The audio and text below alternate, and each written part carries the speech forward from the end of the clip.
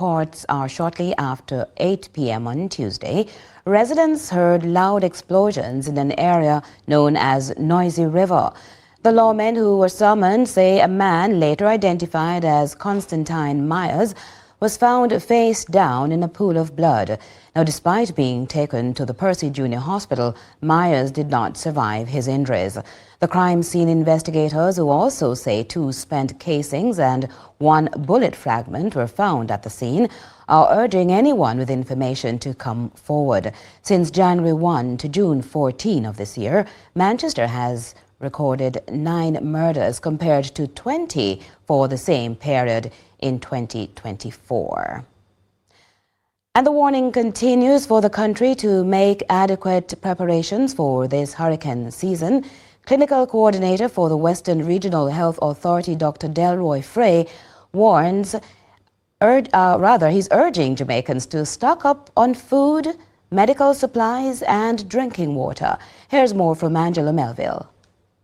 Clinical Coordinator for the Western Regional Health Authority, Dr. Delroy Frey, is urging Jamaicans to adequately prepare themselves in the event that a severe weather system hits the island. Preparing for the hurricane season is crucial because hurricanes can cause devastating damage to lives and property. Effective preparation includes assessing the potential of possible hazards and proactively assembling emergency supplies. We should be prepared from our household as well. Secure our roof, secure adequate water, and also to secure extra food, at least for a week. Dr. Frey emphasized that individuals who are on medication should have enough medical supplies that can potentially last a month. He says having medical supplies readily available during a hurricane is crucial when access to healthcare facilities is limited due to power outages. If you are on a hospital clinic, we will supply that month's supply to you. If you're on insulin and you are not able to have available a fridge, but most people who are on insulin would have had a fridge at home. He mentioned it is absolutely important for Jamaicans to keep a supply of food and potable water, which can last at least 3 to 5 days. He emphasizes that every household should take multiple precautions to sustain their members.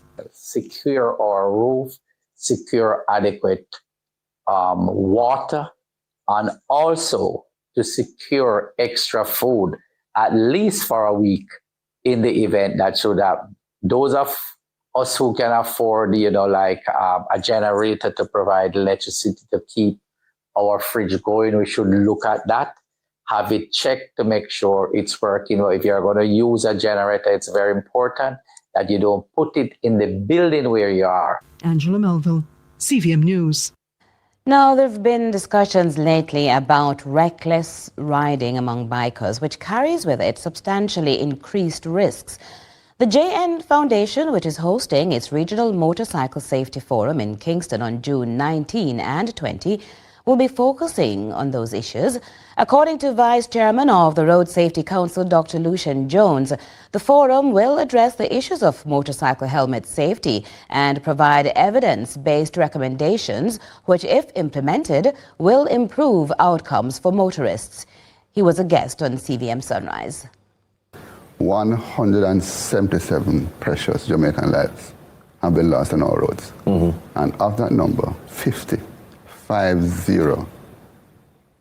are motorcyclists. Not every helmet is a helmet. Not every helmet is a certified helmet. And not every certified helmet is a certified helmet. So one of the things that we are realizing globally is that even though an importer may bring in a helmet and it is said it's certified, when you double check, when you test it, sometimes things are wrong. 74% of those who die because of a head injury can be saved if you're wearing a certified helmet. In a bid to boost classroom productivity, spokesperson on technology and innovation, Dr. Andre Horton, discusses plans to utilize artificial intelligence, AI, in the education sector as more Jamaicans are embracing technology. We need them now to move from that 18% who graduate with CXCs to at least 70% graduating with CXCs. We need proper AI systems to check and balance all the students coming from the communities who are going to school to be registered at school, to make sure that they are in class learning, and also support services. Because as an educator myself, I can tell you that there is a silent revolution taking place in how people are educated. The days of dictating to people and chalk and cheese and so on, it's a thing of the past.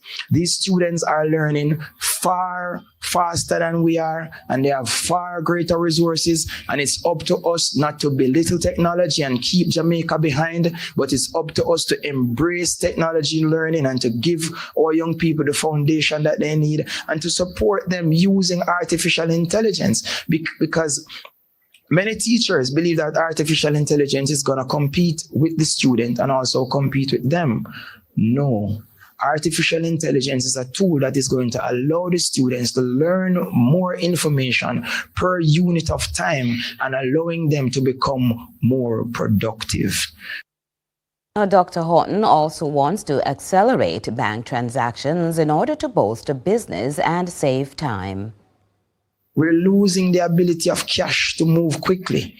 Gone are the days you want to transact business and you send the money through the bank transfer and the person is in the line waiting from 9 p.m. You send the money from 8 a.m. in the morning, and sometimes it goes through, sometimes it does not.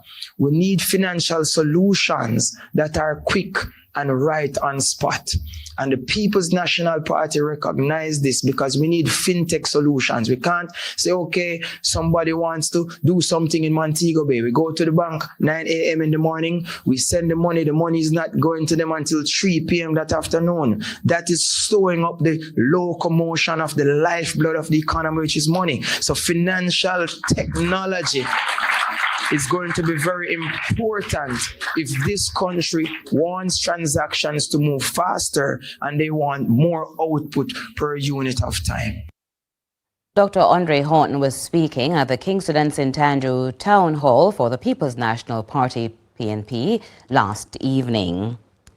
The inclusion of capacity building and digital literacy among adolescents in the Civil Society Boost program is getting high praises by the European Union delegation to Jamaica.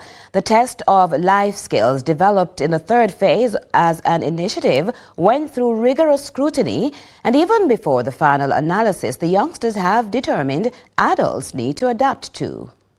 Seems as though it was yesterday that we started CSBI 3. 30 months later, Program Manager at Rise Life Management Services, Sean McGregor, adds, building upon the successful implementation of Civil Society Boost Initiative CSBI 1 and 2, the 90 million Jamaican dollars European Union-sponsored CSBI 3 is now officially closed. According to all concerned, including the PIOJ, this Rise Life Management Initiative was another success, meeting its overall objectives with over 435 lives touched from the $16.5 million of third-party grants to 7 agencies.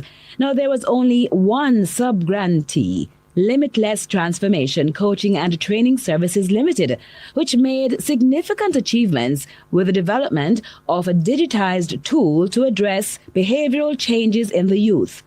CEO and founder Elizabeth Terry, armed with a background of 17 years at the Heart Trust NTA, says meeting 13 to 18-year-olds where they are on the phones is important.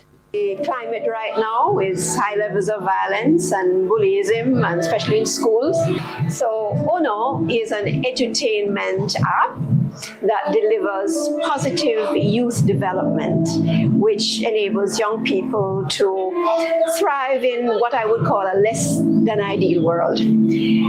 It's designed to help improve areas such as self-esteem, self-confidence, giving a sense of purpose and meaning in life. Another area is developing mental resilience. You all know how important that is, improving communication and relationships. And finally, to develop a mindset of what I call give back.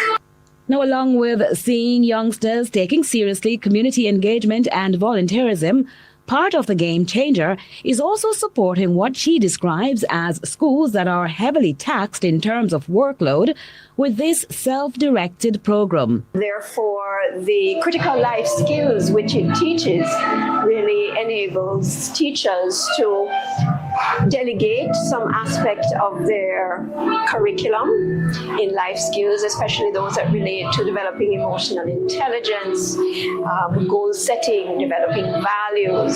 Interestingly, the CEO says participants in the focused group sessions have suggested